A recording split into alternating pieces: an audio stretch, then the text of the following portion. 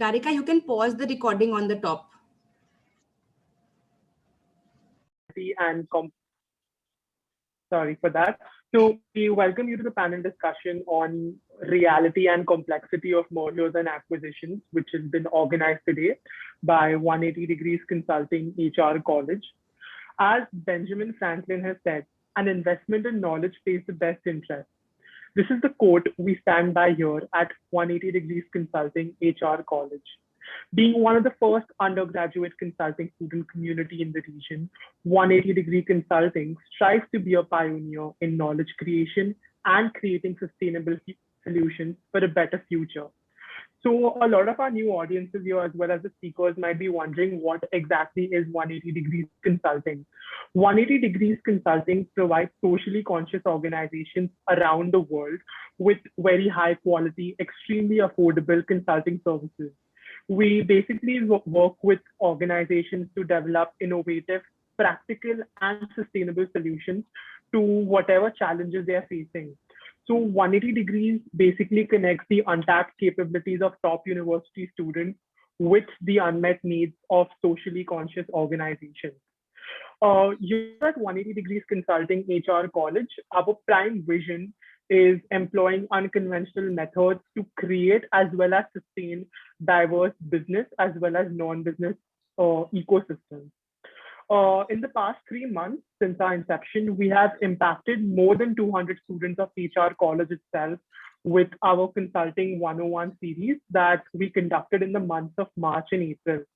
So the series provided a myriad of benefits to students, such as covering the basics of consulting and prerequisite knowledge for being a consultant, preparing students for real-life consulting projects, and most importantly, we had the exposure level as these were conducted by mentors from top-notch firms such as McKinsey, BCG, Deloitte, and Aditya Birla Group.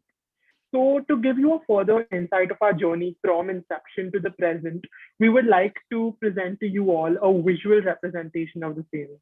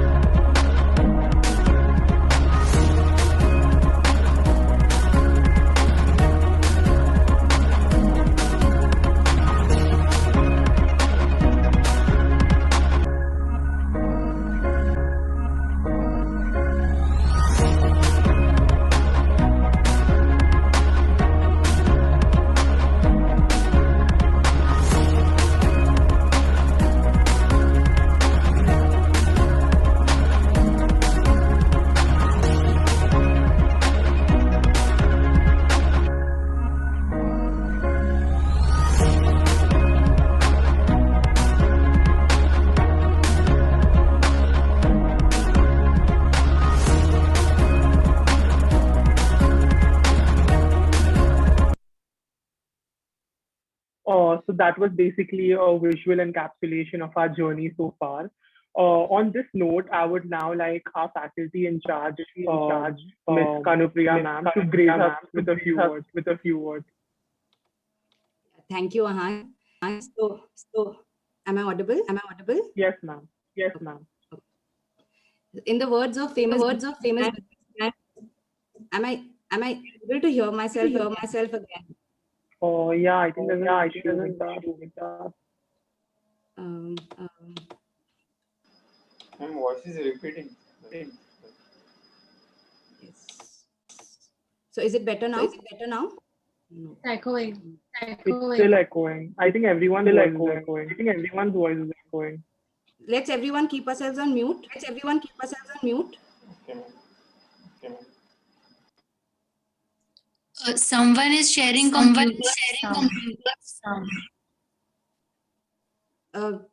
Omi, can you stop sharing? Yeah, maybe now it will be.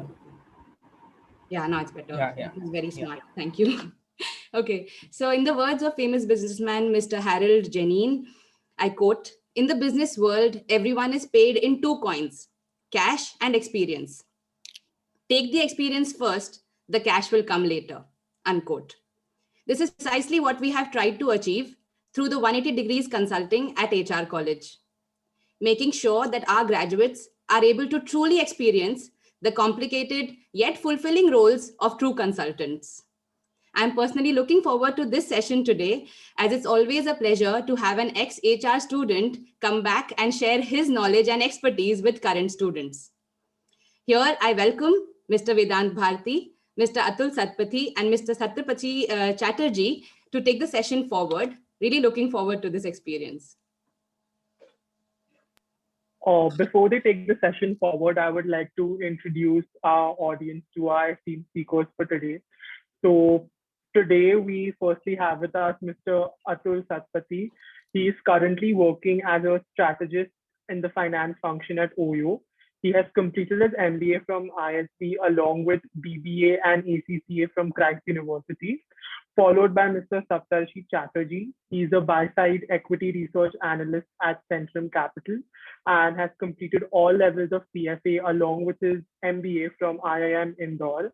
And finally, we have with us Mr. Vedanth Bhartee.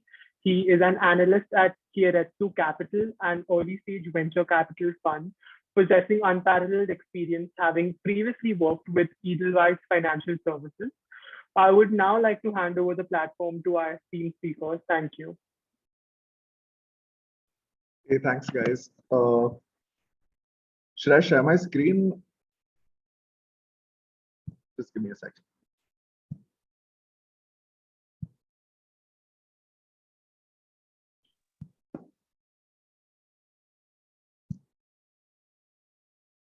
Great. Can you all hear me, see me? Hi, everyone. Yes, we can. Yeah, we can hear you. Yes, you're audible. Yes. Great. So great to be back here at my alma mater, and even better to get a couple of my friends along, very close friends of mine. Happy to introduce you to Atul and Sapta. Thanks for making time, being here and volunteering to help some young minds understand some things that we've been through. So thanks a lot again for making time and coming here. So great. Thanks a lot. Our pleasure. Pleasure. Great. So like today we'll just talk about mergers and acquisitions. It's something that Atul, out of the three of us, has probably the most experience, having worked on multiple transactions in India, US, China, and Japan with OYO. Sapta studies mergers and acquisitions regularly for investing purposes. So it makes a lot of difference in companies and changes stock value. So Sapta studies them through that. And I have been part of a couple of transactions as well. So what we try to do is try and get you all up to date with what is actually happening in the world and how it happens. Please try and understand this is not a lecture. So you can take notes, you can do all of that, but don't try and remember terms. More on the lines of try and understand a concept. I think that will help you all better and like understand this even going forward. So can we unmute everyone, or would that lead to a lot of chaos? So when they have questions, they can raise their hand, or Okay. if you want to ask any question, then also like we can unmute whoever raises the hand. Sure. Okay. So does anyone want to just volunteer and tell us if you all know anything about mergers and acquisitions and what you all know? So then, we can also position it in the right way towards you. Anyone? Please raise your hand.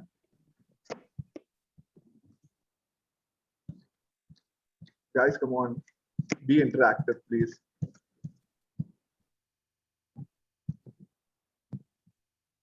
It's not Viva, please, guys. I think So, they're feeling a little.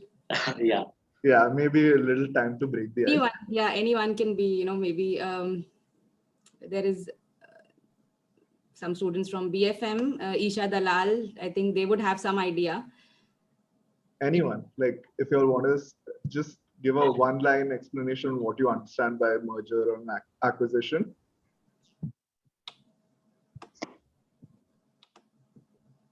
Okay.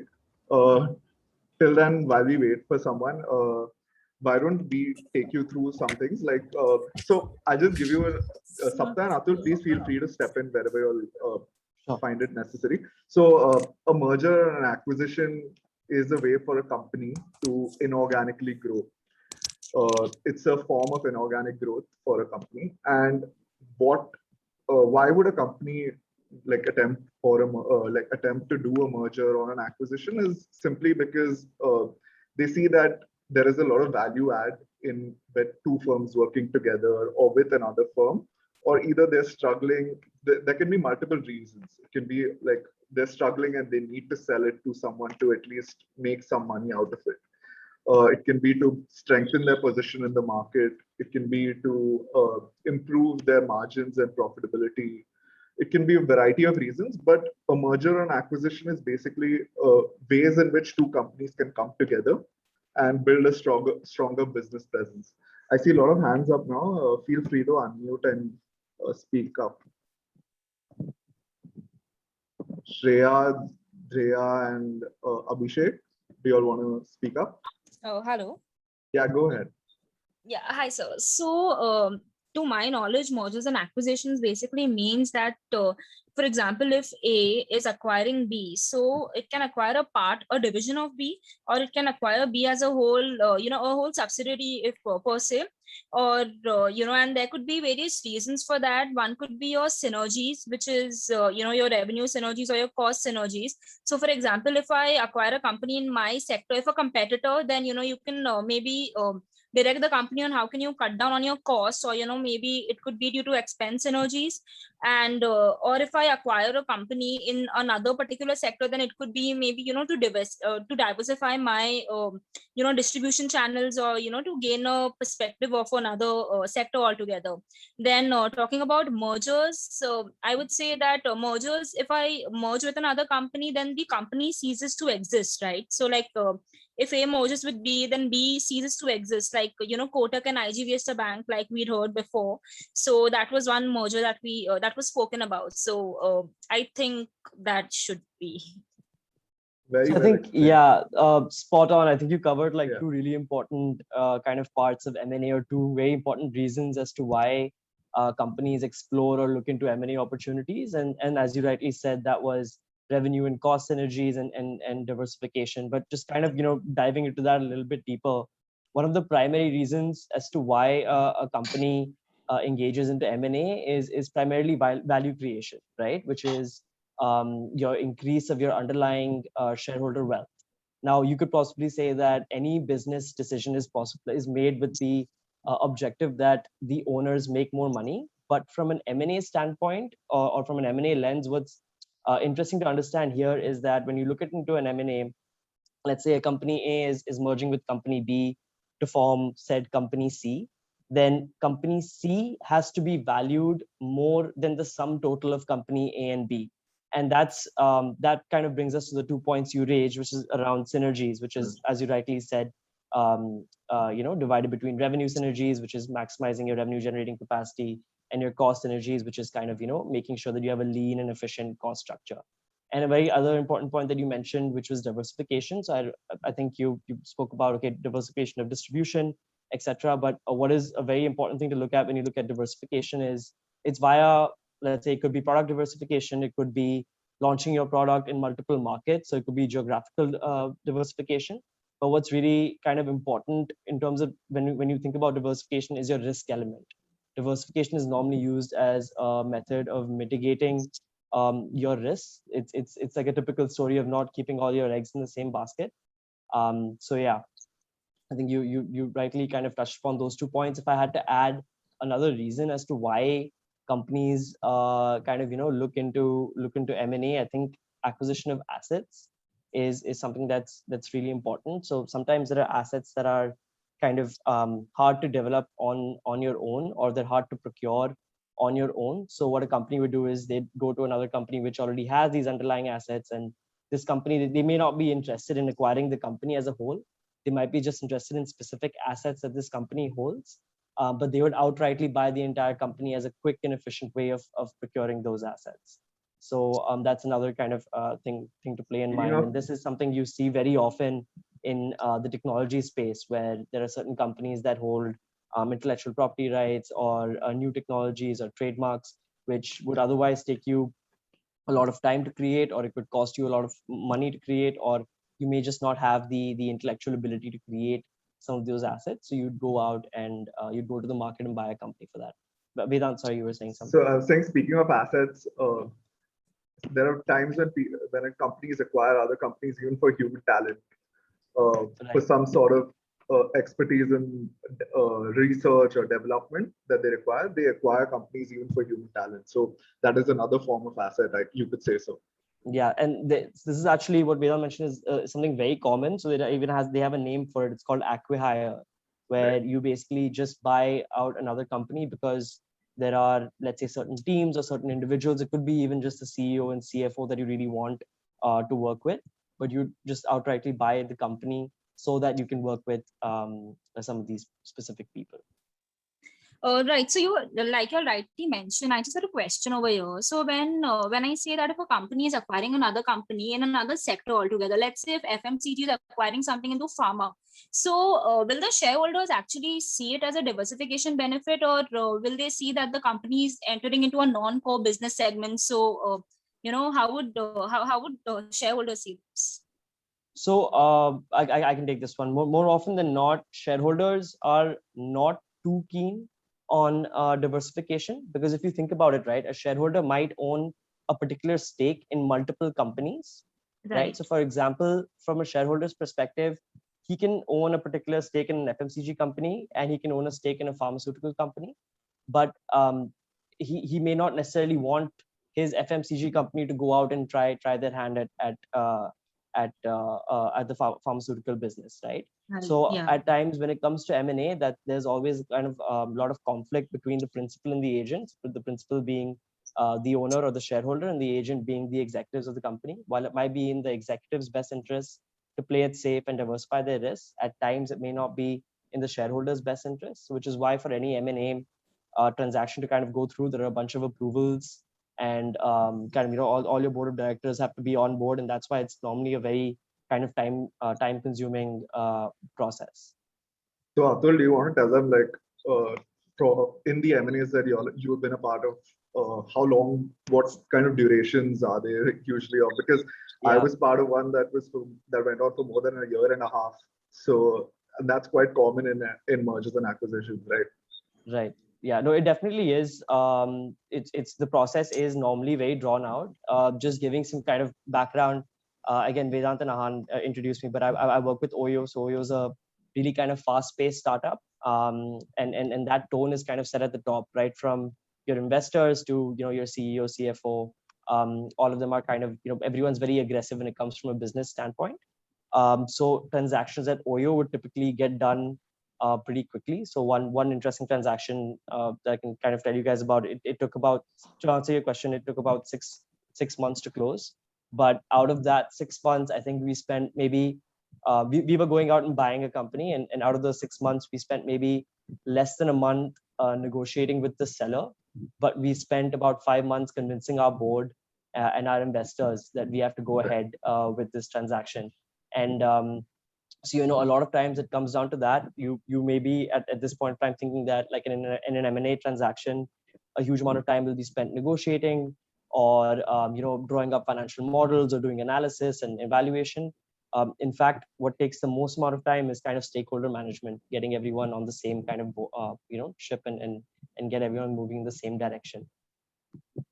So Saptar, do you want to step in and talk I just about? want to give a very informal analogy for this case. Yeah. So generally, for everyone to make this move live, generally what I find a lot of analogy between mergers and acquisitions and kind of a group study. So on paper, when a couple of students sit together and study, we feel that okay, one student does not have this, the other student has. So on paper, everything looks so rosy, and the combination will really excel enough. That is really good on paper.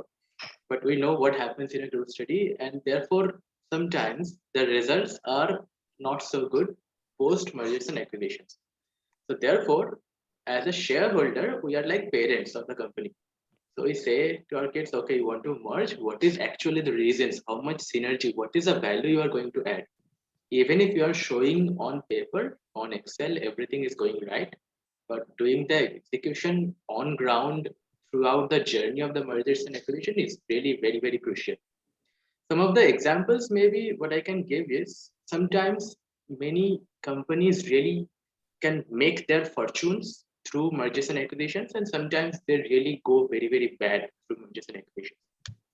So currently, if I see, even though HUL is a very big company, everyone knows about it, everyone knows about HUL, but you have also heard about a brand like Horlicks, like Sensodyne toothpaste. So HUL is merging with GSK.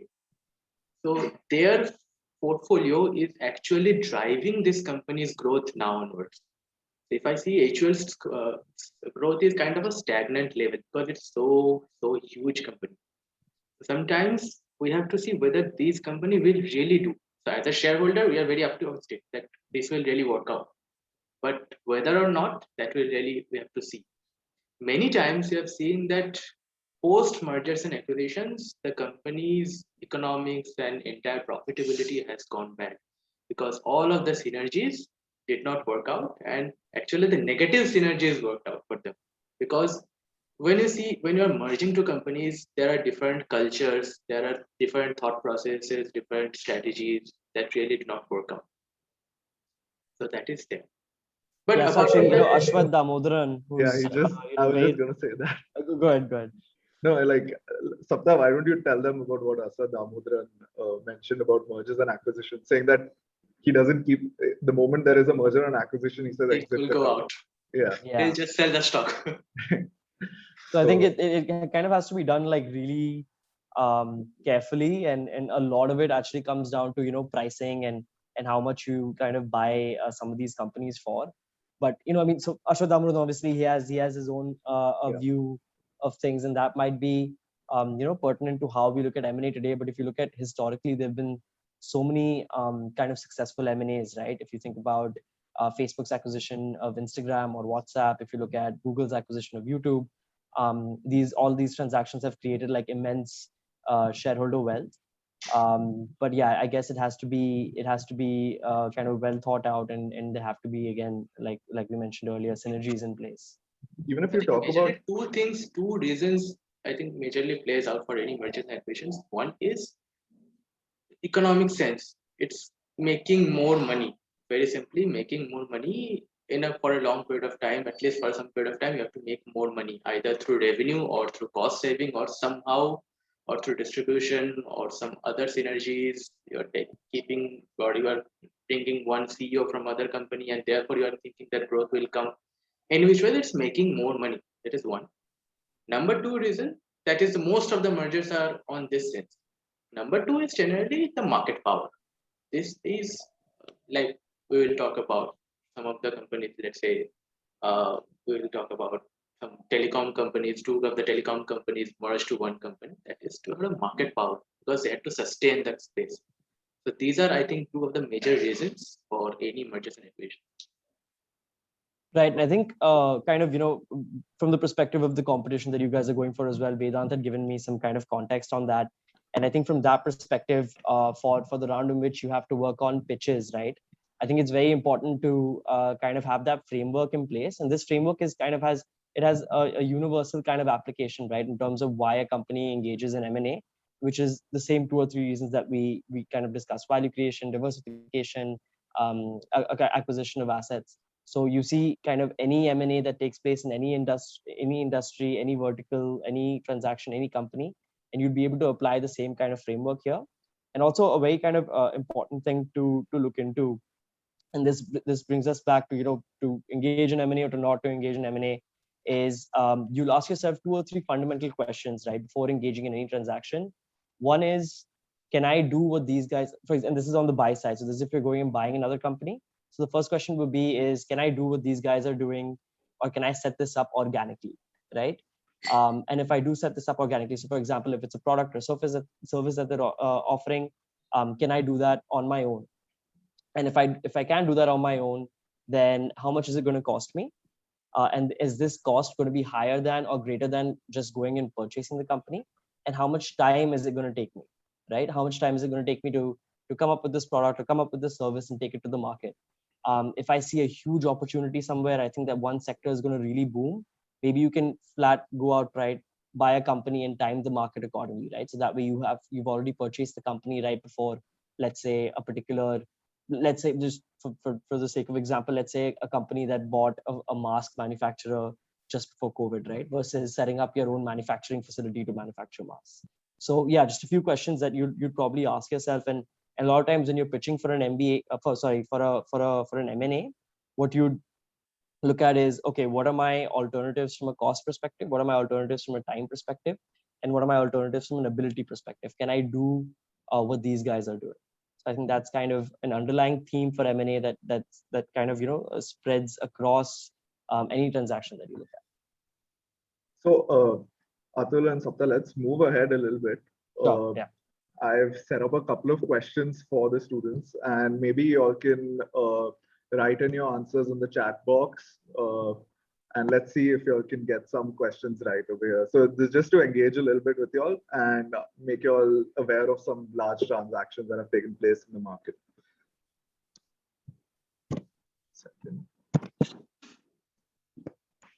Okay, I think I showed that before, but okay, identify this famous juice brand on the left and name its acquirer.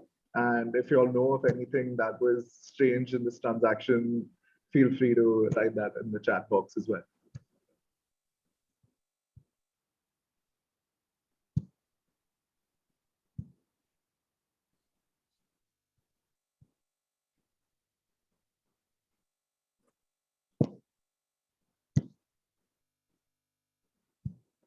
Guys, I'm waiting for your answers. Go ahead and write it in the chat box.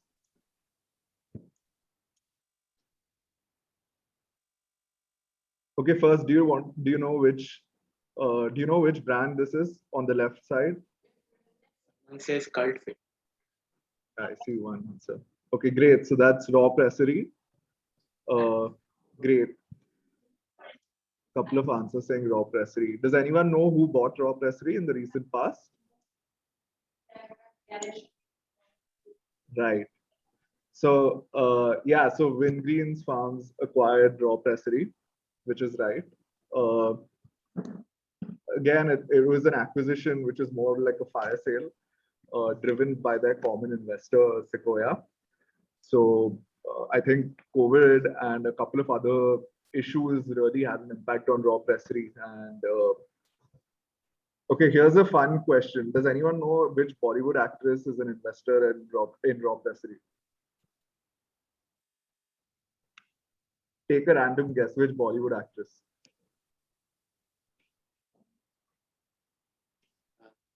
Raised hand. Ria, do you want to answer? Oh, great. Someone's got it. Jacqueline Fernandez. I think she used to come in the ads as well. Yeah, So, like you rightly said, so Jacqueline had invested in Raw Pressery, and Raw Pressery had just raised a round of funding of around 500 crores. And it was sold to Wingreen's for about 100 crores during COVID. So it was a fire sale, if you can say so. Yeah, and just think about the timing. So this space is actually a really bullish space right now, which is health kind of oriented products, right? Because there's a lot of kind of market sensitization towards other beverages which are laden with sugar and preservatives, etc. So this is a wave that hit the Western economies, I'd say maybe 10 years back, where they came up with these alternatives to your normal fruit juices or your sodas and things like that. So this is now that kind of wave I see it's coming to India as well. So I think the acquisition was again kind of to get into the market at the right time. Yeah. And quite strategic for Sequoia since it owns a stake in both companies. Right. Going forward, name any two prominent companies in the Indian telecom space. Sapta brought it up earlier. Someone mentioned it earlier. I think this is covered, yeah. But yeah, it's Vodafone and Idea. So this is a classic case of a merger. This is a fun one. The CEO of Spotify has put forward multiple bids to acquire this football club. Anyone with the name of the football club? Guys, come on, in the chat box. Take a guess, which is your favorite football club? This is my favorite football club. I know this is Vedanth's favorite football. If you've Great ever seen one. Vedanth's wallet, there's a logo of it on there. Yeah, it's a great. That's Arsenal. A couple of you all got it right.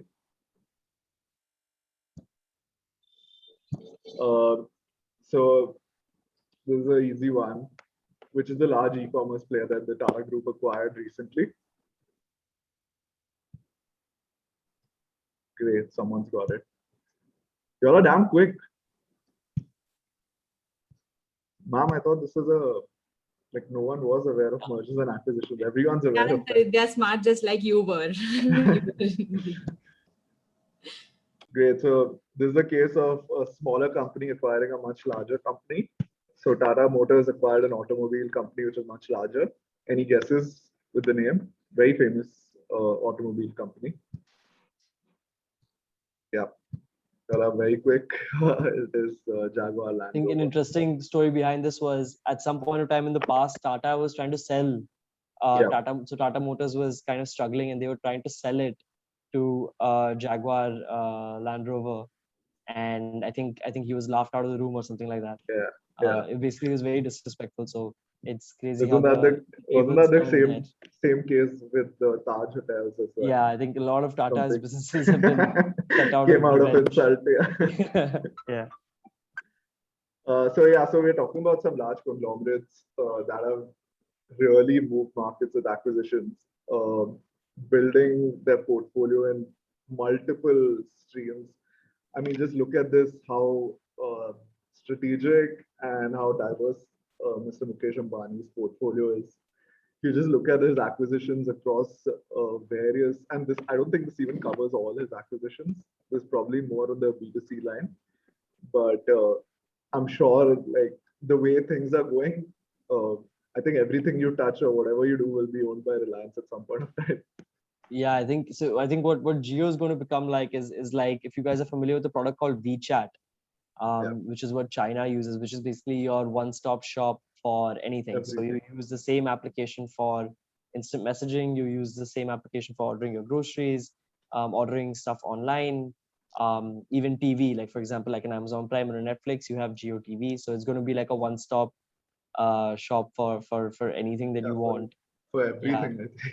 And if any of y'all invest in the stock markets, I'd strongly suggest invest in Reliance, because at least I'd done a kind of very high level analysis, and I'd seen that the market kind of hasn't accounted for all the expansions that Reliance is making in the digital space. It's more or less valued as an oil and natural gas company at this point of time, whereas it's oil and natural gas plus telecom plus digital, right? And digital being Jio and a lot of the things that you see on the screen now. So yeah, invest in Reliance. And out of these acquisitions, I think two of them I see are fire sales where Reliance have bought these companies for a bargain. One is Urban Ladder, which was again sold at a high discount from their previous valuation. Second was, I think, Hamleys, which is struggling in the UK. Right. And Reliance just took it over and is probably going to turn things around for them. And so I think last year, this time, you would have heard a lot of kind of news around Reliance raising funds from some of the biggest kind of names out there, right? Which is Facebook, General Atlantic, KKR. So these guys are predominantly tech investors. So they're not investing in an oil and natural gas company. They're investing in a company which is going to be a tech behemoth at some point of time. So yeah. Yeah. So speaking of this, Atul, why don't you talk to us? So these points are just put on the screen for people to read. But that aside, why don't you talk to us about a little of some transaction that you were part of and how that went through, what happened? Maybe talk about some real life examples. And maybe in the next slide, we can talk a little bit about synergies. Sure. So one of the transactions that I worked on, this was around middle of 2019. And it got a lot of press attention. So I think you guys may have heard of it, but it was Oyo's acquisition of a European vacation home company called Atleisure.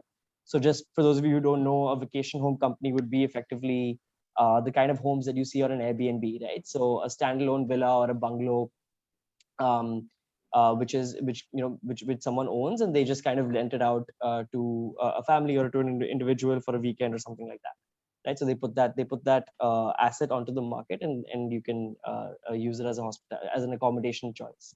So this happened around middle of 2019. It was a very interesting transaction to be a part of because it was one of the largest acquisitions at that point of time, and I think even today, made by an Indian startup. And at the same time, it was an acquisition of a foreign entity. So Athleisure was based out of Netherlands at the time. So it was an interesting transaction. Just to kind of walk you through what the process was and how this came to be, and this will kind of demystify a lot of the myths around how M&A transactions actually take place. But how it kind of started was our investors were very keen on getting into this space, which was the vacation home segment as an alternative to traditional hospitality. And so they gave our team a kind of random task that, okay, listen, you go out there and you buy a vacation home management company, right? And at that point of time, Oyo is basically into budget hotels. So this would be a new space for us. It would be effectively a new industry for us within the realm of hospitality, but a different kind of offering. So yeah, we got this task of going out there and buying a vacation home management company. We had pretty deep pockets at the time. Our investors were willing to give us a bridge loan to spend a good amount of money to buy this company, and eventually we ended up buying it for $400 million. But yeah, just in terms of how we went about narrowing down on what company to buy and how we went about actually executing the deal, the first kind of question that we asked ourselves is, okay, which kind of region or which kind of geography are we looking at here, right? And that's kind of sector specific. So which geography, which region is good for the vacation home space? So after doing a lot of research, what we kind of arrived at was that the largest market is in Europe. So it's the most mature market. Homeowners are used to kind of doing this. So for example, in India, it might not be a familiar concept today to kind of let's say rent out your house for a weekend or for a month, right? But in Europe, this was a fairly familiar concept. So homeowners are familiar with it. The demand was there, so consumers were very familiar with this kind of type of accommodation. So they used to opt for vacation homes versus traditional hotels as well.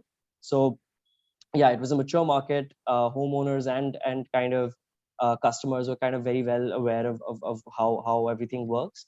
And there was a huge kind of prospect for growth, right? Because Europe's tourism industry is very robust. It'll continue to grow strongly for the years to come. So we narrowed down on, okay, we're going to buy this company. We're going to buy it. We're going to buy a company which is there in Europe. And then we looked at, okay, so because of the kind of budget that we had to only look at some of the bigger players that were out there. So that kind of restricted us down to maybe 5 or 6 companies that were there. And then you also have to, I mean, as a buyer, what you also have to look at is there someone willing to sell, right? So there's no point if you have an offer, if let's say the owners of the company on the other side have no intention to sell their company, right? Maybe they see the same opportunity that you do. Maybe they're not looking at cashing out. Maybe they just want to kind of continue things as is.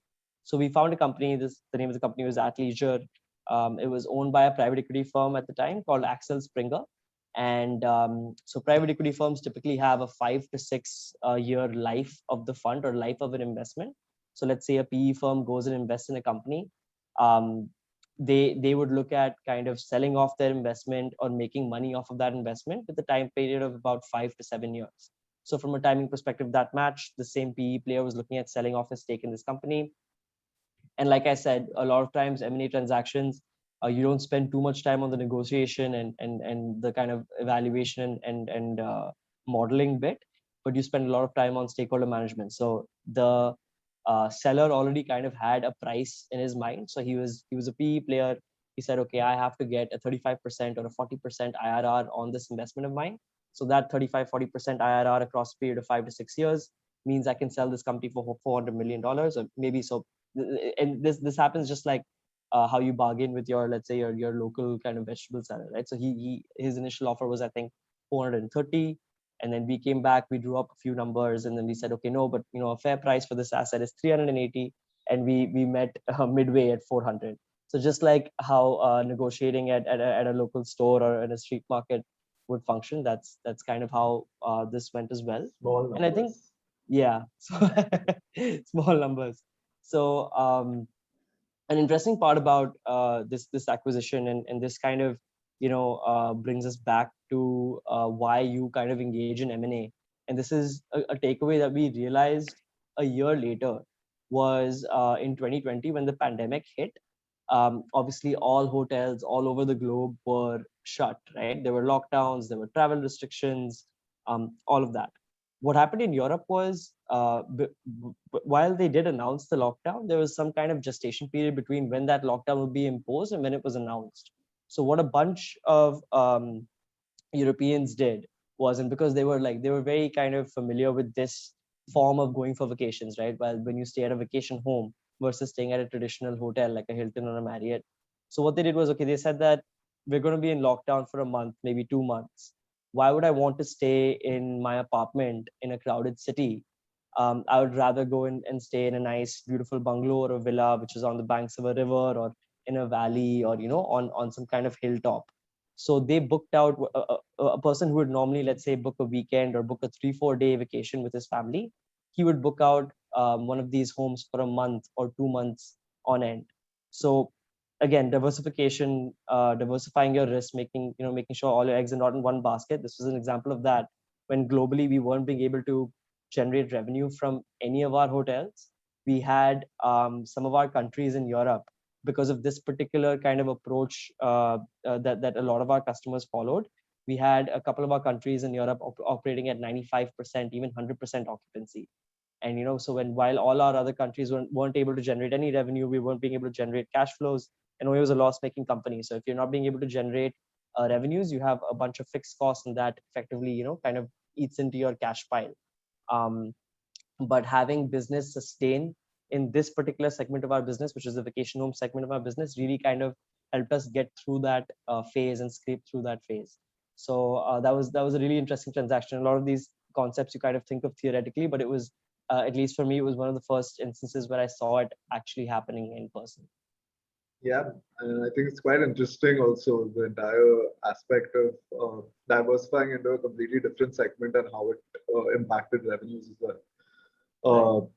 In fact, something similar where I was on one side of a transaction where it was more of a fire sale, but things didn't go as planned, where our investors had invested in an rural e-commerce company in India.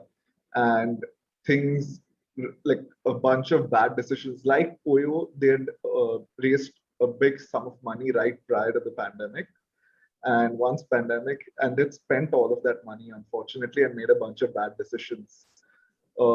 And they were left with a company which had no revenues coming in during the pandemic. And it kind of affected them so badly that they had debt to service. They had a bunch of other commitments to pay, which they didn't have enough money for. And they just raised funds like 3 months back.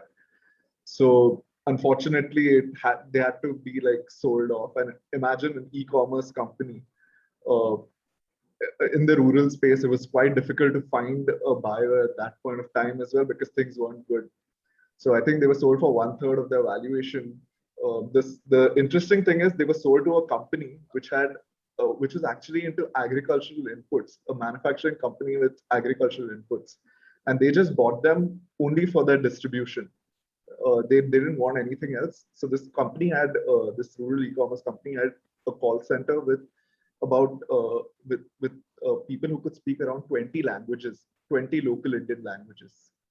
So it became easier to sell into these rural areas through these people, and these agriculture is the biggest sector in India. So there was no better channel for distribution for this agricultural company that eventually acquired this company for a bargain. So yeah, those are quite interesting. Yeah, I think 2020 there are a lot of kind of instances like this. Yeah, I think multiple, including raw pressery. So Atul, why don't you talk a little bit about synergy, and if you want to like establish some specific points or anything that you want to bring out in like strategies with acquisition. So I've put down like basically the steps in acquisition. You can kind of challenge them also if you want to, but happy to get your inputs on this as well. Sure. So I think I'll stick to the same kind of example. So while we looked at diversification of risk from one standpoint, there were a lot of revenue synergies as well in that particular example that I was speaking of, and we launched into um, the vacation home segment. So for example, that's both product diversification, because you've gone from, okay, budget hospitalities, traditional hotels, right? So, and if you've seen Oyo hotels around, they're normally small hotels, 20, 25 rooms, going from that to, okay, luxurious kind of villas and bungalows, um, and independent homes versus, traditional hotels. So what that product diversification kind of does is, not only is it a different kind of service offering, but you're also catering to a different market, right? So let's say the same person who books an INR 1000 rupee Oyo room, which is about, so let's say someone who books a $20 room at an Oyo is probably different from someone who looks at booking out a 3-day or a 4-day vacation at a vacation home, in which he could be paying up to $150, $200 per night, right? So it's almost a 10x difference. So what that kind of gives you access to is a whole different market and a whole different segment of consumers. So that, I'd say, is one element of the kind of revenue synergies that we saw in this particular acquisition. Another element of this was obviously the geographical part. This was a great way for us to kind of establish our presence in Europe, so which we didn't have any presence in before. While we did have some global presence, so we had kind of business in Japan, China, the United States as well, small business in the United States. This was a great way of kind of launching our presence in Europe, which is amongst the biggest kind of markets globally if you look at it from a hospitality and tourism standpoint, right? So the revenue synergies here were, both product diversification, market diversification, and geographical kind of diversification. What's interesting about like kind of cost synergies, and this is a kind of it's the harsh kind of reality of M&A as well, is that what the perspective that a company that will look into when they acquire another company and they try to reduce their overall costs, a lot of times that comes down to the personnel cost element or the salaries element.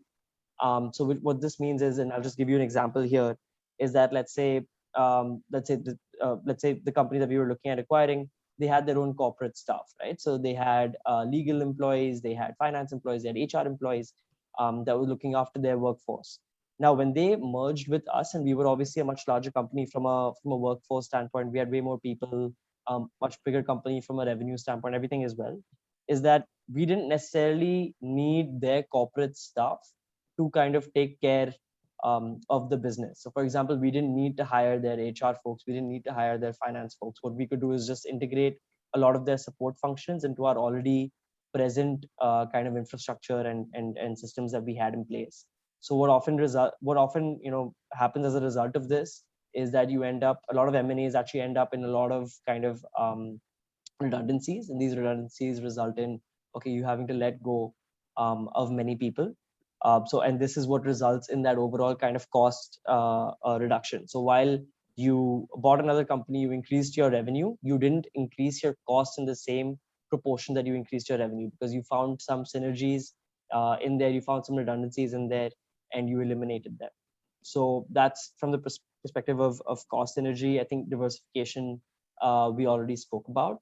But yeah, these are my 2 cents in terms of how you look at. In fact, for you, I think acquiring a customer, an additional customer, increasing that existing customer base is also quite important, right? And reducing that additional cost while just benefiting from the increased revenue is what you're probably looking for. Right. And I think just saw point number 9, which is around financing. That's an interesting kind of element to look at as well. Is a lot of times, so for example, when an Apple does an acquisition, they have huge kind of reserves of cash, right? And the reason why they look at actively doing M&A is that cash sitting on your balance sheet doesn't necessarily generate incremental value, right? Because it's just kind of sitting there idle, it's not doing anything for you. So you'd rather use that cash and allocate it in a way that kind of generates returns for you as a company and for your shareholders. So that's let's say how an Apple would go about financing a deal, where they'd have cash on the balance sheet. But what was kind of different for us was that obviously, since we're a startup, somewhat young kind of company, we don't have as much cash on the balance sheet as they do. But what we did is we actually took a bridge loan from our investor. So what this basically means is we went to, so Oyo's majority investor is SoftBank. So we went to SoftBank and said, okay, listen, there's this great opportunity to buy this company for, so in fact, SoftBank told us to buy this company. So we said that, okay, we're getting this company at a price of $400 million. Why don't you, give us $300 million to kind of finance this? And, that'll help us in kind of jumping on this opportunity right away. So we got $300 million from SoftBank, and then we did a $100 million acquisition financing deal with Deutsche Bank. So which is basically, you go to an investment bank or an investor, and you pitch to him the acquisition that you're planning on making. So for example, you convince him that, listen, I'm planning on making this acquisition. It's going to generate incremental returns for my shareholders. So why don't you give me a loan? And because of X, Y, and Z reasons, because this acquisition makes so much sense for us, we're going to be able to generate strong cash flows and pay you back. So that's the acquisition financing piece, which is a big part of what investment banks do. And that's the same kind of when you do this acquisition financing part, right? When you're interacting with the banker, it's effectively like a pitch. So you have to kind of convince them with the same reasons that we discussed earlier: revenue, cost, energy, diversification, etc., that this is a good acquisition and a good opportunity, and that hence that's why you should kind of finance it for me. Let's hope you didn't sign an NDA with the amount of details you've given us today. Yeah, please keep this within this circle, but it's an old transaction, so I think that's fine. Yeah. All right. So like you spoke about financing, I think that is a perfect segue into what we want to discuss next. Sapta, why don't you take us through how do you finance a merger and acquisition and various forms of financing it? Yeah, so talking about the financing is the part when you have already identified a company, the acquirer or the seller has identified a company to be acquired or to be merged with. And therefore, it is like all the due diligences you have done. Like you are morely on the secure side, okay, you are going to acquire this company. Now, the thing is, how do you going to pay the seller? There is a seller, how you are going to pay. So there are a lot of things to be kept in mind. One is that if you have cash on your balance sheet, will you pay through cash? So let's say, like the example what Atul was giving, like Apple was having a lot of cash on his balance sheet. So therefore, it makes a lot of sense for them to go and acquire a company with their cash. But sometimes a lot of things have to be thought about whether it really goes through time, through synergies and everything. How the risks are placed on them. So we will talk all about this, but let's go one by one through the methods. Number one method, it's a very simple, normal cash acquisition. Like the acquirer will pay cash, and in return, they will get the stake of the target company. It's like normal any buying and selling what you do in a market. Similar to you pay cash, you get something. Similar to that, very simple. You pay cash as an acquirer, and in return, you will get the stake of the target. That is very simple, normal cash acquisition. The next is the equity. It is one of the expensive also. So what you do is, let's say I am an acquirer. I have opened a company named Saptarshee. Let's say Vedanth is the target company. Vedanth is open another company named Vedanth. I want to acquire, Saptarshee want to acquire some stake of Vedanth. So what we will do is, okay, Vedanth, let's do one thing. For every share of your company, I will pay 2 shares of my company. So that is kind of a deal that I will do with him to acquire his company. So this is the ratio that you're talking about. For one of his share, I'll pay 2 shares. That is said, one is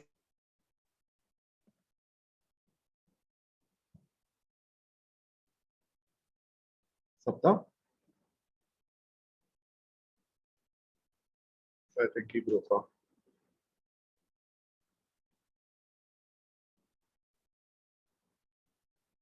Guys, just hold on 1 second. Let me just try getting in touch with him. So I think in the meanwhile, if any others, like if any students have any questions, they can ask. Is that okay, Atul? Yeah, sure. Yeah, sure. Yeah. So Ria, I think, has raised her hand. Ria, would you like to ask? Yes, ma'am. Can I go ahead? Yes, please. Go ahead. All right. So there was this one question. I don't know if this sounds right in the technical aspect of it, but Zomato acquired Urban Spoon. So in the US, while it was like it just came in the US market then, that was an entrance acquisition, if that's the right word to frame it. And right now, when it acquired Uber Eats, so can you please give a comparative aspect of what it means when a company is just coming into the market and, in a whole new country, in a whole new dimension, and it's starting an acquisition, and at the same time, when it's completely well settled and again acquiring a whole running segment. So at that point of time, what would be the comparative aspect to it, if the question makes sense? Sure. So just kind of diving into the Zomato and Uber Eats acquisition. So there was it was very kind of there was a very kind of specific objective out of it. So what Uber had done is they had launched their Uber Eats, which is their food tech kind of platform in India. And because Uber is a multinational company, they've got a lot of soft bank money, a lot of cash on the balance sheet. What they effectively do is they underprice all their competitors in the market. So they'll launch their service in India. They'll say that, okay, let's say Zomato is charging you $100 for something, we're gonna charge you 75, and we won't even charge you for delivery or something like that, right? Now, what happens in an incredibly competitive space like food tech? So there's Zomato, there's Swiggy, there was Uber Eats. Is that by undercutting the price, you acquire a lot of Zomato's customers, right? And Zomato is more, from that perspective, a more mature company. They don't have as much financing, at least at that point of time, which is, I think this acquisition is about maybe a year and a half kind of ago, right? So at that, they don't have as much kind of money on the balance sheet to match the same kind of prices that Uber Eats does have, right? Now, what happened, what kind of changed from Uber's perspective was that they saw that the Indian landscape for food tech was far too competitive, right? And they saw that in this landscape, there are only two kind of players. There's only enough space for two players, which was at that point of time, Zomato and Swiggy, which had already kind of established their brand presence. But so in what fact, that entire happened, space with Food Panda getting acquired yeah, and a bunch of other food tech companies getting acquired, I think it led to being just a competition between just Zomato and Swiggy.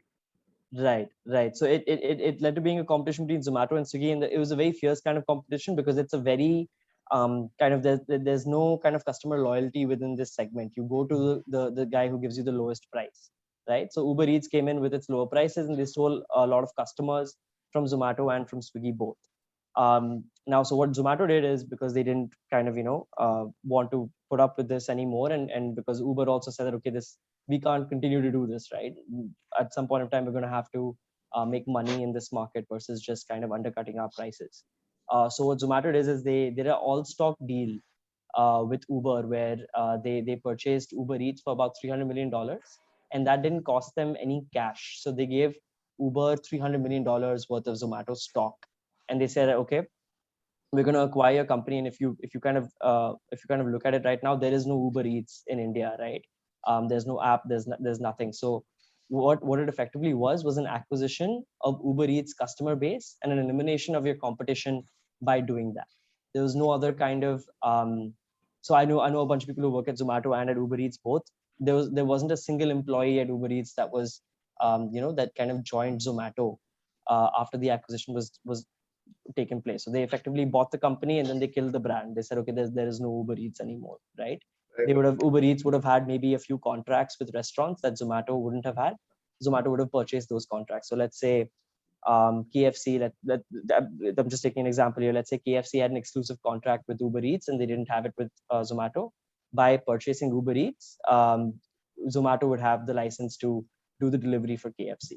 But apart from that, and this is also a very small kind of reason, the main kind of reason for the acquisition was to eliminate the competition and kind of acquire the customer base. Yeah, I think in B2C, especially in this where tech is involved, customer acquisition is the major driver towards acquisitions of a lot of B2C e-commerce and other tech-enabled companies, including like if you see a Pharmeasy and a MedLife or multiple other companies, where the major aspect, of course, is some benefit in terms of cost saving, but customer acquisition and additional revenue is what they're primarily looking at. Sorry, right. Interestingly enough, I think, so since we're talking about financing M&A, this is point number 2. So this is financing via equity. So Zomato gave Uber about $300 million worth of shares. Sapta, you dropped I was off. talking about this. One Yeah. very strange example that I have seen is there is a company called IIFL Wealth. So it acquired a company called Wealth Advisors. What it did was, many times we have talked about the acquisition of clients and acquisition of the market and everything. This and acquisition of even the key management personnel also. Many times they want to hire the CEO or CFO or something like that. They want to hire that way they want to acquire a company. What happened for this case was they wanted to acquire the employees, not the CEO, CFO. They just wanted to acquire the relationship managers, because the relationship managers have a very good relationships with the clients, and those clients are very sticky in nature. So the only way to get to those clients was to hire these employees itself. They didn't hire the CEO, they didn't take over the CEO, CFO, any of the key management personnel. They just took over the RMs, only the RMs, not the platforms, nothing else. That's a strange deal that I have seen, just to acquire the employees also. Yeah. Okay, let's coming back to the financing methods. What I was talking about, the equity, where one company gives shares of his company to acquire the target company shares. Now the reasons here can be like this. So as an acquirer, like let's talk about the HUL and GSK deal. It was an equity deal.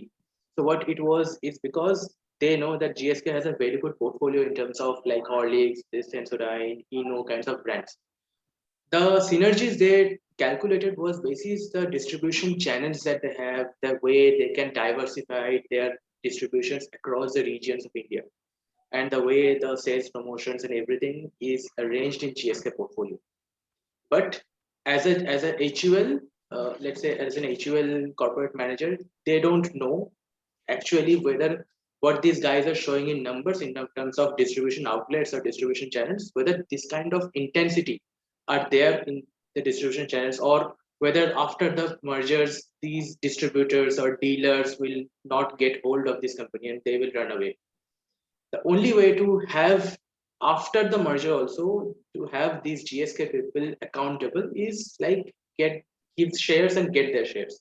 Like GSK after the merger acquisitions have around I think 6-7% kind of stake on HUL.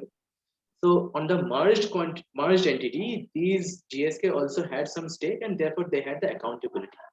From GSK side of view, they are also very much was well into the business. Was in the business for a long period of time. Now, what they also wanted is they did not want to sell the entire business for like anything for cash deal. They want to remain in the business. So they want to remain after the merged entity also. They want to have a stake on the merged entity. So therefore, it made sense for GSK also to have an equity deal so that after mergers and acquisition, one HUL can have these GSK people accountable. And secondly, GSK can have their own stake on the merged entity so that they can also reap the benefits over a long period of time. Next slide, please. So, Sapta, so Vodafone and Idea also was a swap deal, right? Yeah. So Vodafone Idea was a swap deal, but there the issue was, see, for other financial methods, they did not have cash. One problem with telecom players is they did not generate much of the free cash flows, so they do not have cash on the balance sheet. Second, what we are going to talk about is the debt. Debt, they're already burdened with debt, telecom players. So it is like more sensible for them to go for equity deal because they do not have much of the other options. So we'll come back to that other financing methods either not possible or does not make sense for them for Vodafone Idea. Right.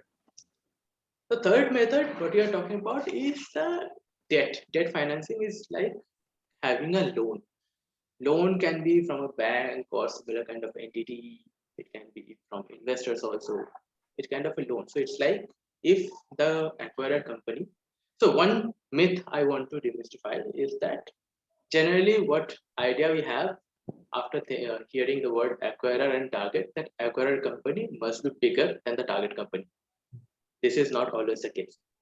The acquired company can also be smaller than the target company. The way the acquired company can still acquire the target company is the acquired company can get loans from the bank, and bank can give loans, and with these loans money the acquired company can acquire the target company. But here the pre-criteria, the prerogative of this entire financing deal is that this target company should have a very stable cash flows.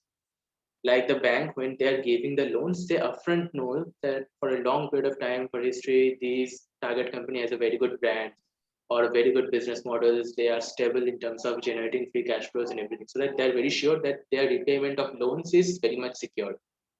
That is kind of a general basic idea for debt financing. Now we have talked about cash, we have talked about equity, we have talked about debt. Now, any of the transaction can be combination of all three also.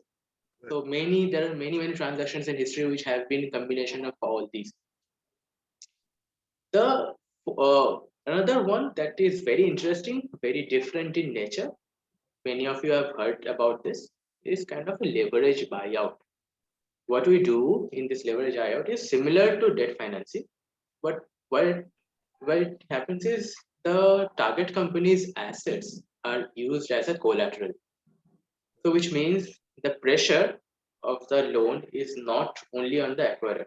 The pressure of the loans also passes on to the target.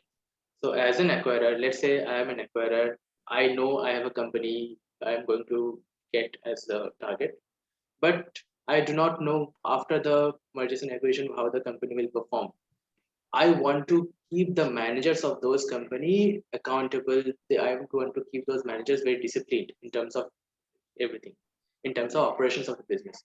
One way for that is keep a loan with them, so that the manager is very much disciplined to repay the loan. The manager is disciplined in terms of generating free cash flows so that they can service the debt. Otherwise, what will happen? The assets of the target company will be repossessed by the bank. So it is kind of a leveraging on the assets of the target company to have this acquisition. It doesn't affect the acquirer as well. Mostly it can have a combination of terms and conditions for the entire deal also. It can affect also. So banks can ask acquirer company to act as a guarantor in case even if the assets are not matching to the. So there is a concept called loan to value. If the assets of the target company is not really so much so that you can finance the deal, loan to value is not so comfortable for the bank, then bank will ask the acquirer as a guarantor. So one thing I want to talk about in like in the history, one of the biggest acquirer or like one of the best class acquirer we have thought about is Berkshire. See, that company has started with a textile company, and over a long period of time, it has started to acquire a huge number of different companies across different sectors. It has acquired a bank, it has acquired a insurance company, it has acquired a consumer company, Coca-Cola, whatnot, it's thought about. So when they're going about it, so they're basically hiring an entire company with the manager of itself. So whenever you hear Warren Buffett talk about it, they will say that they will ask the manager of that company to run independently. But even after merger and acquisition, if you want those managers to work really disciplined and everything, one way is that you keep everything on like monitoring and everything on yourself. Second thing of outsourcing this to another party is like you keep a loan on them so that they remain disciplined on that. So yeah, next slide please. Okay. Now these are two methods which are not so common, but yes, these are very useful in many critical situations. One is earnout. Earnout is something. Let's say I'm very old businessman. I have a business, but I am going to retire, and I do not have a second or third generation to pass on this business. So what at this age, what I want to do is I want to sell my business, but I do not want to sell everything at once now. Maybe I want to sell some part of my business, and maybe remaining part I want to enjoy the benefits over 5 or 10 years down the line. So earnout is something. Let's say I go for an acquired company, they will get let's say 30% stake of my company at some price. So they'll pay me upfront cash. So as my retired age at the age of 60, I have some amount of cash very secure with me. But still I can enjoy my benefits of the company. So they will say that okay, for the next 70%, they will also acquire in, let's say, with milestones, like 3 years, they will acquire this much percentage, 5 years, they will acquire this much percentage. If the company is able to achieve some milestones throughout the timeline. So let's say in 3 years, they will have to have 100 crores revenue. In 5 years, they will have to have 150 crores of revenue. So that way, if I achieve those milestones, they will increase their stake and I'll get a top up on my amount. It's a very good way for an old business person to sell a business. And the earnout structure is also just to add to that is a great way for the buyer to mitigate his risk. Yeah. Because for him to buy an additional stake in the company, they have to meet certain, like Sapta said, they have to meet certain milestones. So it guarantees that performance of the company. So it mitigates his risk in a big way. One example I think I would like to give here is the Piramal and Carlyle deal. So this year there was a deal between Piramal Enterprises. They have a pharma business, and they had a deal of 20% stake sale to Carlyle.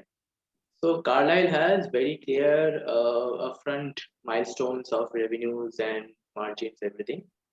Because of pandemic, obviously there has been tweak. They have talked about it, but the background story is they wanted to get rid of this pharma business. They wanted to remain with the finance business. Like they have an NBFC, they want to remain with the NBFC business. The easy way to get out with the business is like they do not want to get immediately out.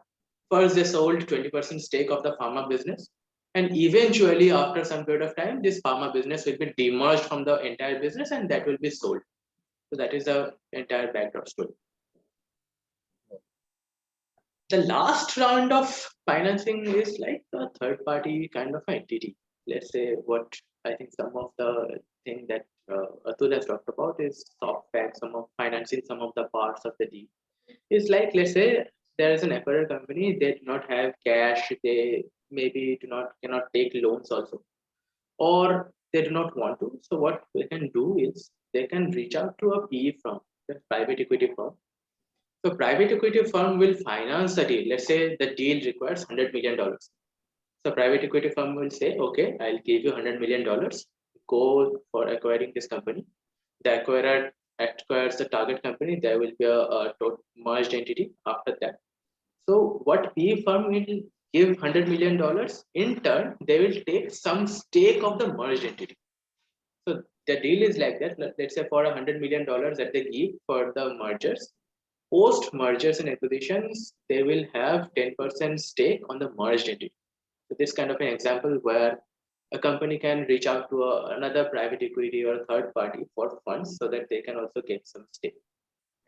So these are the basic methods of financing. There can be combinations of all of these also for different kinds of deals. Yep. Yeah, so that was kind of financing. Now for financing, let's say there will be acquirer, there will be target company, and there will be, let's say, third party people or who are private equity. There are banks. The question is, how do you value a company? Like, how do you know what is the value of a company? So, in this probably just a little surface. Yeah. No, not too deep. These are not too detailed. I do not want to make you frightened about everything. Just do not go through the numbers and everything just right now. Let's listen. It's on to the surface and everything, not so much detail. Let's think about the concepts, and anytime we can go in detail. So basically, three methods for any valuation of company we do is one is the DCF, is discounted cash flows of a future cash flow of the company. For a period of time, we will do what is the cash flows of the company, we'll discount it at discount rate and we'll get a DCF. That's one method. The other two is comparison, which is comparison with a listed entity at a similar space, similar sector, or similar kind of transactions, what has happened in history. What was the multiple? There we have used multiples like price earning multiple or EV EBITDA multiple, price to sales multiple, whatever kind of multiples is appropriate for the transaction, you use that. Another thing which I have not mentioned here is kind of we use is a replacement cost. If you want to replace a business or replace the assets of the business, what is the amount you are going to incur?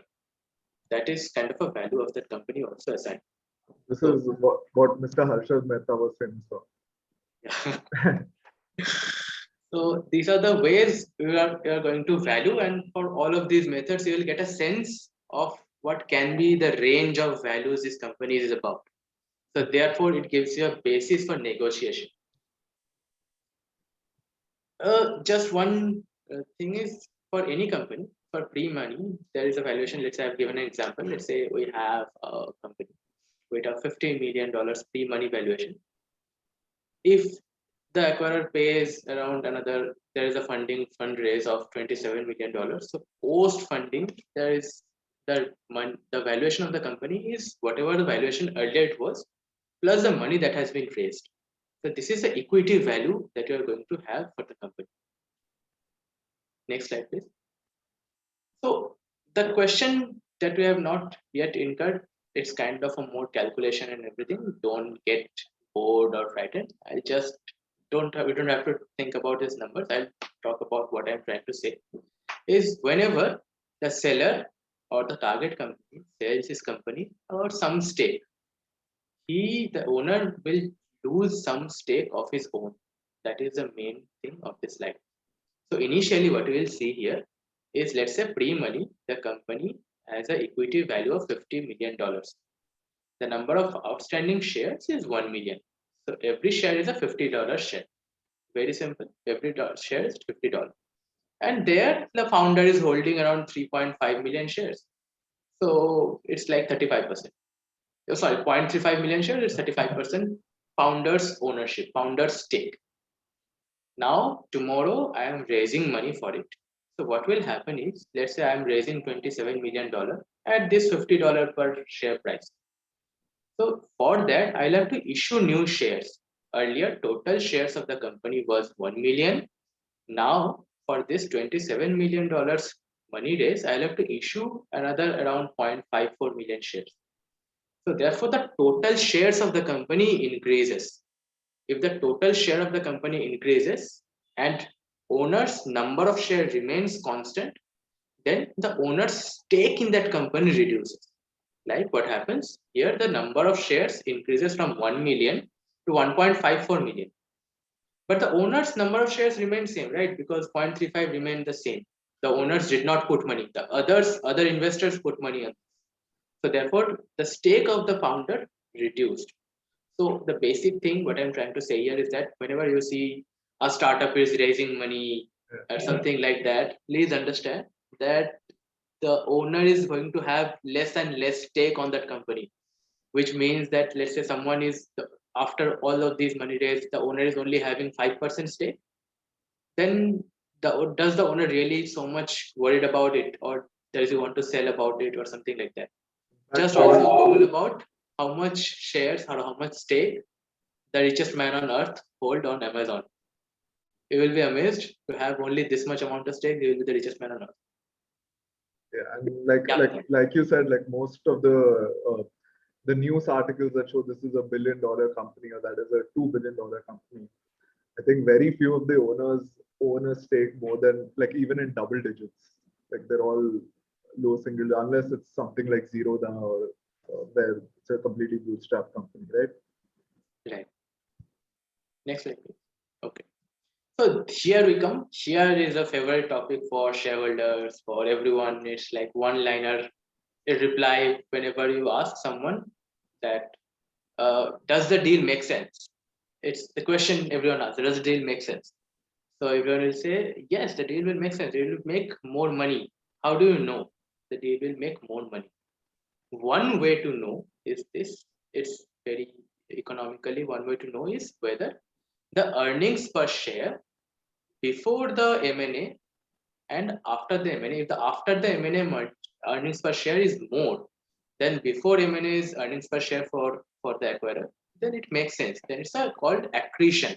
It's called EPS accretive deal.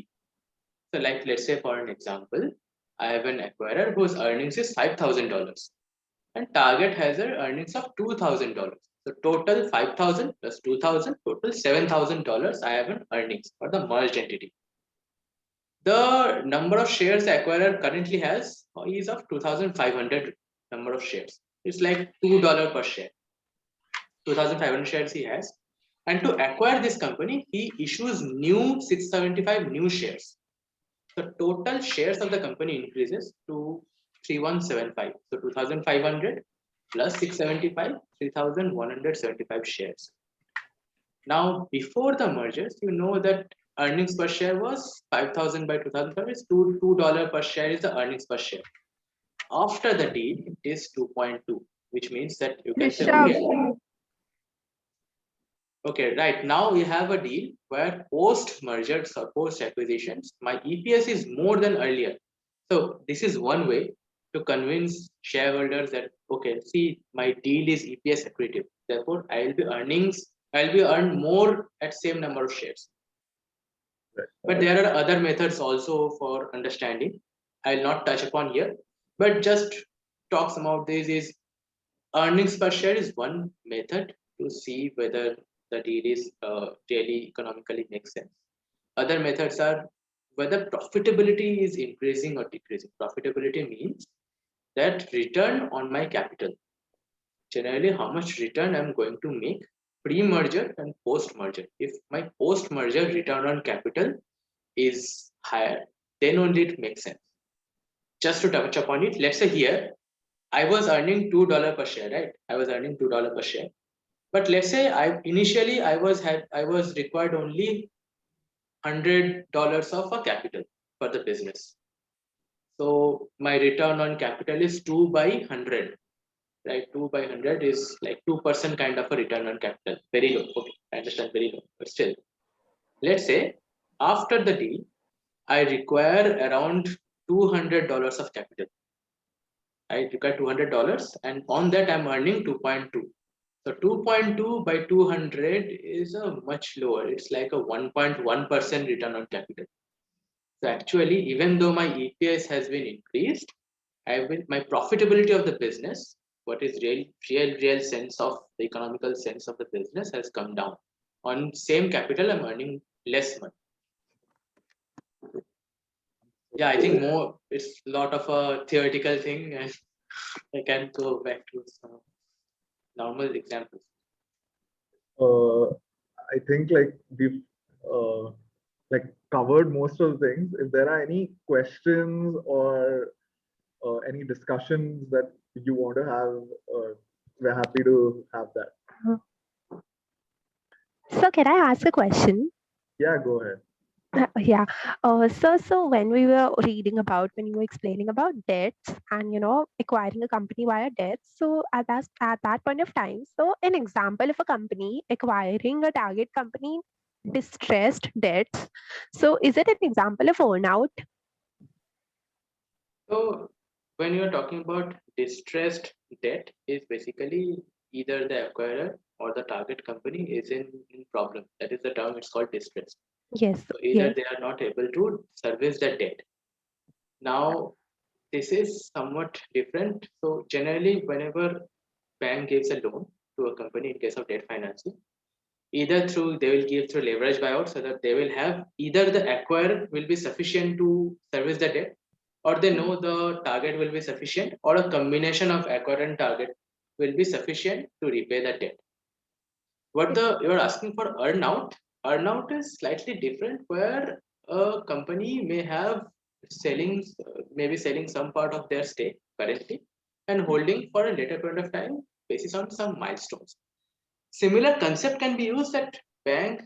Whenever they are giving the loans, they can give loans in tranches. So if some of the milestones are reached, then the next tranche of loans are given. So let's say someone is going to acquire 100% of A is going to acquire 100% of B. But for first 30%, they have got approval from the bank that bank will approve this loan and give the amount. But only the second tranche of, let's say, another 20% of stake buying can only happen only if B meets some of the target milestones. So it's kind of like a combination of debt financing on one hand plus earnout, like combination of both of these. Yes, there can be a combination of The these. situation is what is the difference, right? One is a positive situation, one is a struggling situation. Correct. So one more add-on to this one. So when we talked about relationship managers and RMs, like a company acquiring just the RMs and not the top level management for that matter. So in a situation when, let's assume, like a bank, for example, a normal bank like Goldman Sachs, it's acquiring a company, any basic company. So what would the bank prefer? Like, what would be the smartest move for a bank to prefer to to employ the relationship managers of a company or a CFO? Like at this point of time, I don't know what the company would be. Like, let's say it's an investment or a housing finance company. So what would Yeah. the bank prefer? Okay, so there can be a couple of things. Maybe Atul or Vedant can stay.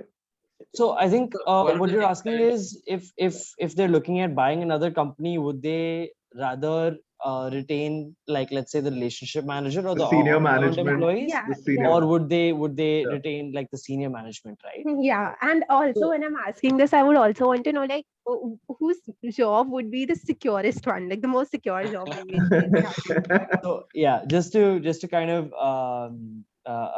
in majority of circumstances, right, the senior management is not kept on. Yeah. I'd say this happens in let's say maybe 8 out of 10 times or 7 out of 10 times, right?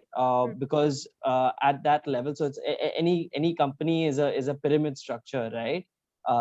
So you have a lot of people at the ground level, and then as you keep going up level per level, there are lesser number of people.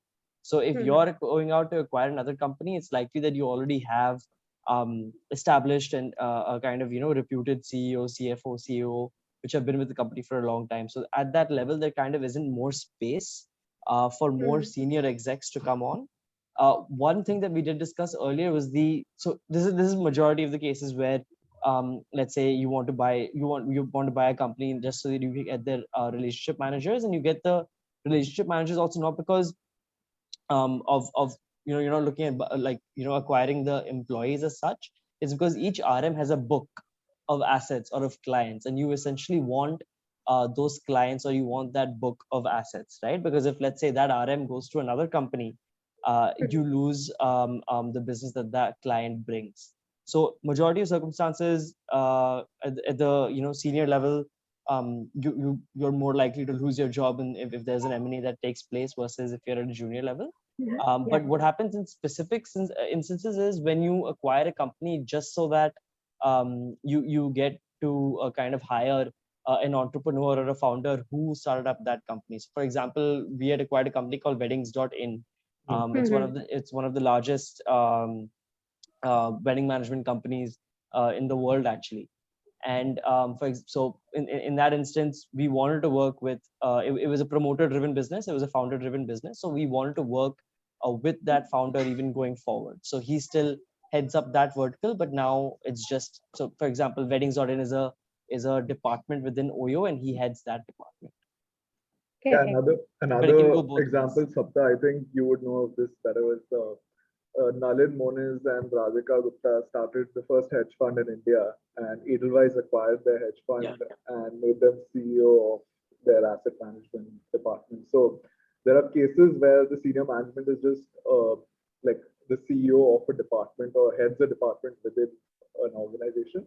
But I was a part of an acquisition where basically Pharmacy acquired MedLife, and the entire senior management was going to be only of pharmacy. So it has to follow a certain direction. So it depends on the situation, it depends on the type of acquisition it is, but it can be both, is what I'm saying. And like an interesting kind of aspect here is a lot of times senior level guys, right, they have equity in the company, so they own a stake in the company. So let's say if a company gets bought out and the senior execs have a significant stake in the company, that would mean that, so they would get commensurate kind of returns for whatever stake they had. So let's say you buy a company for 100 rupees and all the senior execs had 10% of the company, they would get paid 10 rupees.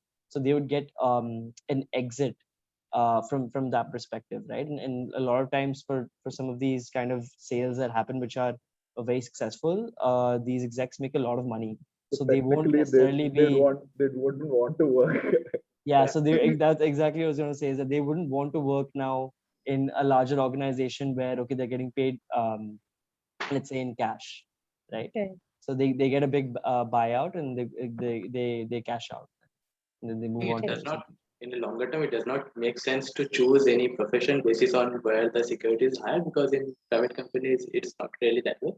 It can be anything. Like I have seen companies like, let's say, Piramal has acquired DHFL. They did not. They did not acquire most of the salesperson or collection person. They did acquired only the branches, the footprints, only the branch people. They did not acquire any of the corporate people also. So it can be. It depends on who is the acquirer, what is his motives are. So basis on the relevant people will be retained. Others will not be retained basis on the synergies they want to have on the cost side. So it does not maybe like a lot of banks are acquiring fintech companies and on a lot of technological companies. Based there, you will see find that most of the engineers will be kept, but not other people. So it does not really one can say that these profession will be very secure in any of the companies. It depends on the motives of the acquirer. But all in all, what I will say is, if someone is very diligent and hard to replace in any company, even if that company is being acquired, whether he or she will be retained or he or she will be find it very easy to change the company also. So that way, don't think from a merger's perspective. Maybe what interests someone and what is like a long-term beneficial for someone in terms of skill sets and interest, everything that is better. Correct, correct. Satisfied. So this moves to the psychological aspect of it again. So one last question. So when an Indian startup, like let's assume Flipkart for that matter, so what is the right? I don't know if this question makes sense, but what is the right timing when the startup really realizes that it's okay, it's the perfect time to accept a foreign deal. Let's like Flipkart and Walmart acquisition. So was that, according to you, a smart move in terms of Flipkart to do something like this, or it should have continued the way it was working in India before the Walmart thingy happened? So I think this is kind of really subjective in terms of what timing works best, and a lot of times there are kind of individuals involved which have a big kind of role to say. So let's say the promoters or the co-founders of Flipkart, they would be maybe, let's say, looking for an exit. So even their individual inputs would be important in kind of assessing a decision like this. But for Flipkart, for that perspective, from a timing standpoint, Amazon was coming up in a big way, right, and launching their operations in India at that point of time. So Amazon again has established this business model in countries all over the globe, and they've generated a lot of money doing so. So again, they can do the same thing. They can launch in India, they can undercut Flipkart's prices, and they can maybe even offer a better service, right? Because they have a logistics kind of business which is far more kind of advanced than, let's say, a Flipkart has. So from that perspective, it's good to get like a multinational company like Walmart on board, because they give you they give you deep pockets to kind of compete in the market. So from that perspective, yeah, I think it was probably good. Yeah, I think the promoters also wanted an exit since none of them continued with Flipkart. Yeah, I think both of them cleared over $1 billion. So and started their own new firms as well. Right. I think there are two other hands. Do you want to quickly take these questions? So one last question, if I may ask, otherwise it's okay. Yeah, I think we'll give someone else a chance. All right, sure. All right. So quickly we can have Pratishta. You have any questions? Yes, ma'am. All right, so my question was basically about negotiations. So as we know, it's considered to be one of the toughest parts of mergers and acquisitions. So I really wanted to know, what is your take on negotiations, how to ace this particular aspect? Because at times, the deals are good, but people majorly fault at the negotiations part. So what would your take be on this? Right. So there are multiple kind of ways of going about it. One way is the pure kind of finance play, right? Wherein, which is some of the kind of concept that Sapta covered, wherein you do a DCF analysis, you do a comparables analysis, and you use that as your backbone for the negotiation, right? So let's say a seller comes to you and he says, okay, I want to sell this company for $450 million. You say that, okay, but taking reasonable assumptions and taking reasonable forecasts, your company seems to be valued at, let's say, $50 million less, right? So one way of going about it is through, let's say, a DCF valuation. Another way of doing it is the multiples approach, right? So let's say a company let's say a company has a competitor that recently sold in the market, and it's sold at, let's say, a 10x multiple, right? but the company that you're looking at buying now, they're asking you to pay a 15x multiple or a 20x multiple. Now, a way that you could negotiate this is by saying that, okay, listen, this is what your peers are selling at. This is what the market rate effectively is, and hence you should kind of bring down your point. So see, again, there are a lot of kind of individuals at play. So a lot of time, a promoter will say that, okay, listen, I want $1 million out of this deal, right? And let's say the company is worth $10 million. Let's say, so he has, let's say, 10% stake in the company. So if he wants $1 million out of this deal, he has to sell that company for $10 million. And there is that kind of, let's say, emotional or whatever, soft kind of aspect to it, which is kind of beyond numbers. So even on the other side of the table, as a buyer, you kind of have to understand that what the seller is looking for. But otherwise, a lot of times there are prices quoted in the market. A way to negotiate them is to use some of these finance tools like multiples or DCF valuations. Correct.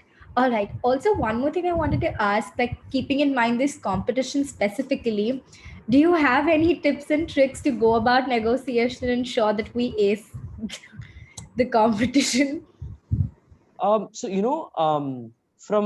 from the perspective of your competition, I think something which is really good for you to look at, right, will be one thing. Sorry to cut you off, Atul. Atul said that whoever wins the competition, if you all win, he gets a 10% cut of that. Sure, definitely. Yeah, so I think a way to look at it is, it's not necessarily, okay, being able to negotiate and get the lowest price or the highest price, but what your judges or whoever is kind of administrating this whole thing, what they'll really appreciate is if you can give industry or business kind of insights. So let's say you're doing a deal which is in the telecom sector. If you understand certain operating metrics or KPIs within the telecom sector, and you use that to, let's say, negotiate. So let's say a company is selling at, let's just random example, let's say a company is saying that, okay, I'm going to sell this company for $10 million. You can say that, but you're not really worth $10 million because your competitor Y has far higher operating metrics than you and is valued at a lot lesser. So if you kind of introduce some of these elements in, then I think it'll your judges or whoever will really appreciate that versus, okay, just kind of negotiating and getting the price down. So what I'd suggest in that case is, I think you guys will be divided into teams or something of that sort, right? Is maybe everyone should just take up maybe 1 or 2 sectors and do I'm not even asking, like, don't even do like a in-depth P&L study or go through Wikipedia and read like everything about the industry, but maybe just figure out what are the 3 or 4 key metrics that distinguish this industry from another one. So for example, in telecom, it's ARPU, right? Your average revenue per user, and your users, which is your key performance indicators. In hospitality, it's occupancy and RevPAR. So like that, just kind of have these 2-3 KPIs ready, and I think that should help a lot. Right. I think one thing I'd like to intervene is that generally, for very simplistically put, it is about the story or the dream you are implanting, whether to an acquirer or to a seller. It's like what dreams you are showing. So let's say I'm an acquirer, I'm trying to negotiate as a part of the acquirer, what kind of dreams I'm going to show to the seller. So it means that what I will try to point out is, number one, is if the seller or the target company is not going to be agreed to this deal, what kind of risks they eventually will have in this industry. Why? So if what we'll try to find out is what are the risks to the industry, what are the risks that larger players may be taking over the smaller players, so eventually will in which ways they taken over. Third is maybe some of the industries things which are favoring profitability metrics or something like that, which are worse in the smaller players and better off in the larger players or something like that. Some of the risks that you point out for the seller, and you say that if you are being acquired by the larger company, how your entire outlook of the company is going to be better.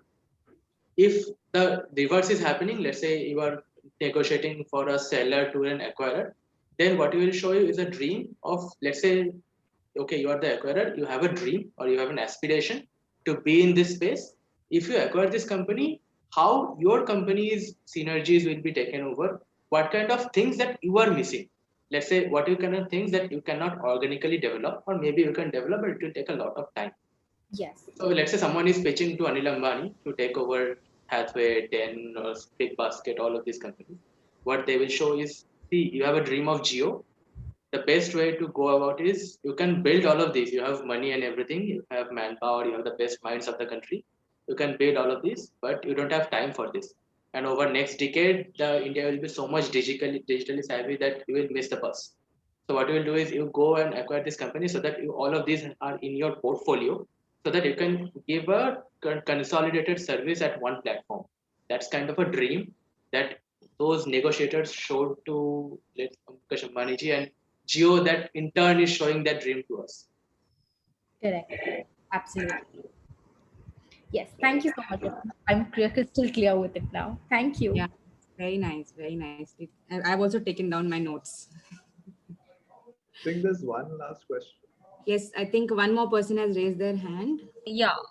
Yeah. Ma'am, I just quickly want to ask that I wanted to understand the working of a LBO. So when I say A is acquiring B and B's collateral is at stake, right? So then wouldn't it hamper A's acquisition in the long run? So let's say it is like having a consolidated debt at a consolidated level, but it is dependent. The B's collateral is on stake. B is collateral on risk if B is not meeting the debt service or the milestones.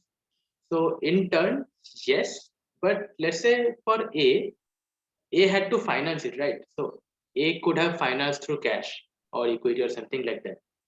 If A has all these avenues, then at any point of time, if there is a risk to like servicing the debt, A can save B, right, through cash or equity. A can save B at any point of time if A feels like it. But intentionally, A wants to be in through that deal, like where he wants to be B's assets to be as a collateral. Or maybe A doesn't have so much of revenues on his balance sheet. Maybe he doesn't have sufficient equity valuation. Maybe he doesn't have so much of cash on his balance sheet, so that you have to take a loan. But the best way to take not to take loan on own balance sheet is take loan on the target's balance sheet. So that's a better way for the acquirer to have a merger. I don't know if I have answered your question. Yeah, I understood. Thank you. Ma'am, I think that's it. Yeah. From our end. Yeah. Avantika? Yes, ma'am. Yes. So, thank you, Mr. Atul, Saptarshee, and Vedanth for this insightful session. Thank you for taking out time on a Tuesday afternoon. I'm sure all of us present today have learned a lot and gained a lot more knowledge than what we study at college. Given that we don't have such in-depth concept of mergers and acquisitions as part of our curriculum, it has given us a practical outlook on how these concepts are worked out. So I would like to thank Kanupriya ma'am for always supporting us. And last but not the least, thank you to all the participants for joining today. Thank you so much. Thanks, guys. And Thank you, everyone. It was such a interactive session. Thank you, and nice meeting all of you. Thank you so much, each and every one of you, like Atul, Saptarshee, and Vedanth. I think you all are, the gems which you have, told us in terms of the knowledge that you have passed on. I think it will stay with these students for a very long time. Thank you so much. Thanks a lot. Thanks a lot for and having best of us. luck. Yeah, best thank of you. luck, guys. Thank See you. Thank you so much. Bye-bye. Yes, and I will be passing on letters of appreciation from our principal for being here today to our speakers. So nice of you, ma'am. I'll send it across to Atul and Sapta. Yes. Thank you so much. Thanks a lot. And the efforts in the presentation were commendable. And the presentation was like really spick and span. Very nice. Thanks, guys. Thanks, Sapta. Thanks, Atul. Thank Thanks, you. Vedanth. Bye. Yeah. Bye, guys. Best of luck. Thank you. All the best.